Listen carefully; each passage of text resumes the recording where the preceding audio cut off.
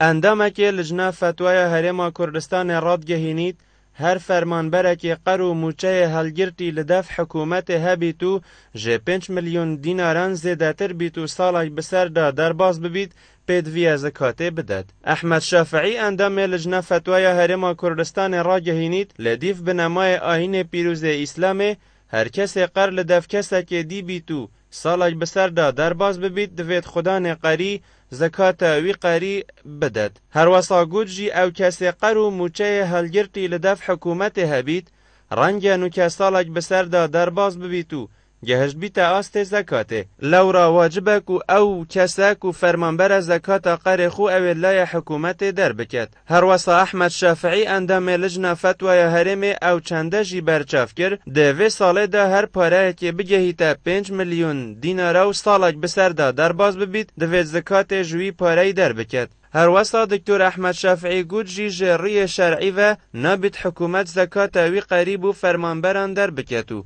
اوه هاتیه اکلایی کرن که دوید فرمانبر بخو بوی کاری را ببید. حتی نوکه حکومت هرما کردستان موچه 4 هیوین سالا بوری ین فرمانبران هل گرتنا 3 هیوین موچه و موچه 2 هیوین اف سالای فرمانبرین هرما کردستان قرداره. لدیو و رونکرن احمد شافعی بید بدوی پرانیا فرمانبرین هرما کردستان زکات جموچه خوب بدن اوه قر لدف حکومته.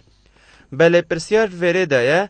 اره وکو فرمانبرین هرما کردستان کو اوه چندین هیوه موچه خو ور نگرتی یان اگر به جی نیف موچه یان کو کمتره فرمانبر جه کی و زکات بدد اگر پاره